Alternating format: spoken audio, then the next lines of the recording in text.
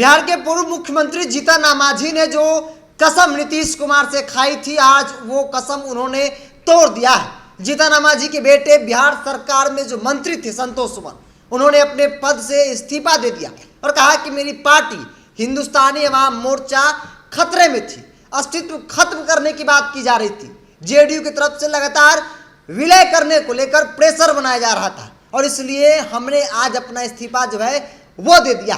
देखिए, हम आपको लगातार बता रहे हैं कि जीतन राम मांझी भारतीय जनता पार्टी के संपर्क में है। अमित शाह से मुलाकात हुई थी, उसी दिन से चर्चा थी कि अमित शाह से मुलाकात कर जीतन राम मांझी ने अपनी डील जो है वो पक्की कर ली है। 2 सीटों पर वहां डील हो गई है। ऐसे में कहा जा रहा है कि जीतन राम मांझी को किसी राज्य का गवर्नर भी बनाया जा सकता है और जीतन राम मांझी एनडीए में वापसी करने जा रहे हैं और नीतीश कुमार को कभी भी झटका दे सकते हैं और आज झटका उन्होंने दे दिया। हालांकि संतोष सुमन जिन्होंने मंत्री पद से इस्तीफा दिया है, जीतन राम मांझी के जो बेटे हैं, उन्होंने कहा कि हम आज भी महागठबंधन में हैं लेकिन सरकार में नहीं है। हमने मंत्री पद से इस्तीफा दे दिया है इसलिए क्योंकि हमारी पार्टी हिंदुस्तानी अवाम मोर्चा का अस्तित्व जो है वो खतरे में थी। प्रेशर बनाया जा रहा था, दबाव बनाया जा रहा था कि आप अपनी पार्टी का विलय जेडीयू में कर लीजिए। दबाव कोई और नहीं बल्कि नीतीश कुमार बना रहे थे। इन तमाम दलील को देते हुए संतोष सुमन ने ऐलान किया कि हमने इस्तीफा जो है वो दे दिया है विजय चौधरी को।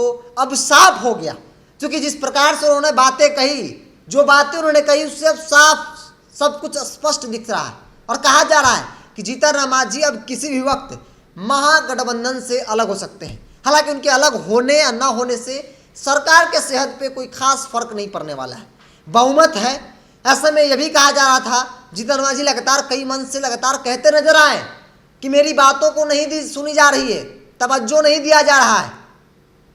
कोई भी डिसीजन जेडीयू और आरजेडी मिलकर ले लेती है, जीतन राम मांझी से पूछा तक नहीं जाता है। कई बातें उन्होंने कही जिससे उनकी नाराजगी खुलकर सामने आई थी। सरकार के खिलाफ एक नहीं उनके कई बयान हैं।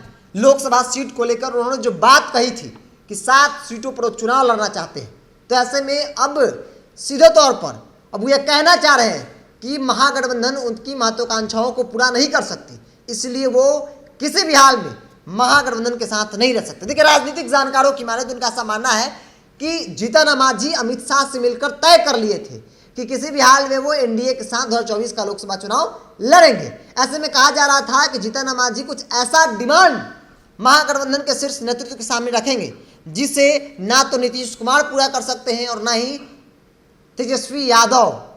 इतनी बड़ी ख्वाहिश कोई नहीं पूरा कर सकता है। अंत में क्या होगा, तो अंत में कहा जाएगा कि आप चले जाइए, आप एनडीए में चले जाइए या जहां चले जाइए, लेकिन महागठबंधन से बाहर चले जाइए। अब जीतन राम मांझी ने जो दिमाग लगाया, जो रणनीति, सब कुछ हुआ, अब सफल होता दिख रहा है।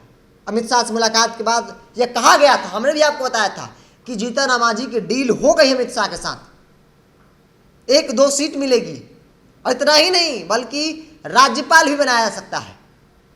इस बात को आज कबूला है संतोष सुमन, जो उनके बेटे हैं जीतन राम मांझी के। उन्होंने कहा है कि ये बात पहले भी हुई थी, आज ऐसी कोई चर्चा नहीं, लेकिन बात हुई थी गवर्नर को लेकर। वो कहते नजर आए कि मेरी पार्टी और मेरे लोगों पर, मेरे नेता आदरणीय जीतन राम मांझी जी पर लगातार प्रेशर बनाया जा रहा था कि आप अपनी पार्टी का विलय कर लीजिए, लेकिन हम अपनी पार्टी का अस्तित्व जो है वो खत्म नहीं कर सकते हैं और इसीलिए हमने मंत्री पद से इस्तीफा दिया है। जिसके बाद यह तय हो गया कि जीतन राम मांझी अब किसी वक्त महागठबंधन से भी बाहर निकलने का फैसला कर सकते हैं और वो एनडीए में वापसी करने जा रहे हैं। यह दावा किया जा रहा है राजनीतिक जो जानकार है उनकी तरफ से कि जीतन राम मांझी को यहाँ कुछ नहीं मिलने वाला है, 1 सीट भी मिल जाए वो बहुत है, क्योंकि 7 पार्टियां हैं।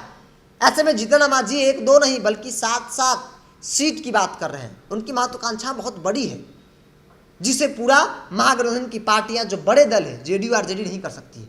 तो अब तय हो गया है कि जीतन राम मांझी किसी वक्त महागठबंधन को टाटा बाय बाय करेंगे और एनडीए में वापसी करेंगे, क्योंकि भारतीय जनता पार्टी को तलाश है सहयोगी दलों की, बड़े चेहरों की। जीतन राम मांझी दलितों के एक बड़े चेहरे हैं।